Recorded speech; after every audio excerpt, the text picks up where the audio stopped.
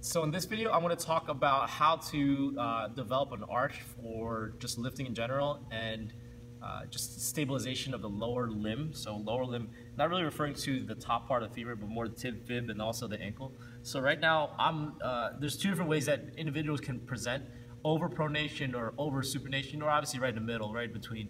So right now I have a really flat arch because this is overdeveloped from many years of just not really feeling the ground.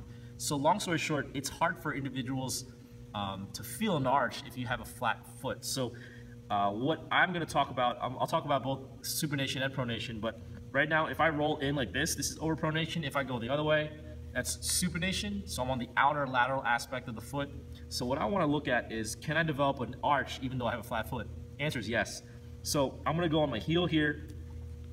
So I'll show it from multiple angles. Heel, and this is the steps you can take. So you want to feel that heel, the calcaneus.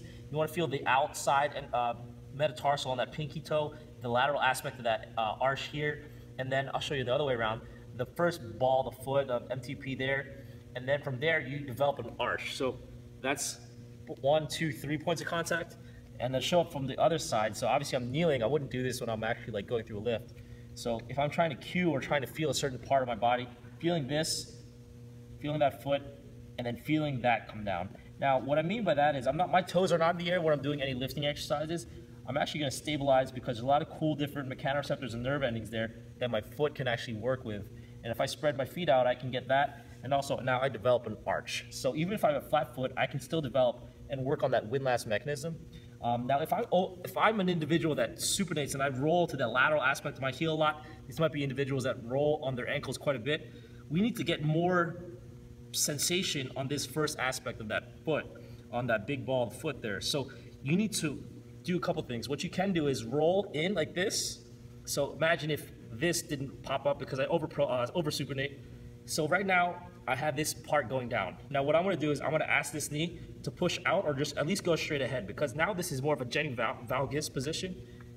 It's going to just turn out, and then from that position I develop an arch as well. So if I oversupinate, I need to overpronate and push that issue, and then keeping this sensation, all right, pushing, externally rotate the femur. So that's kind of how you develop it when you're going either into a deadlift position. So if you oversupinate, I want to push the big ball of the foot down, and then also open up from the femur.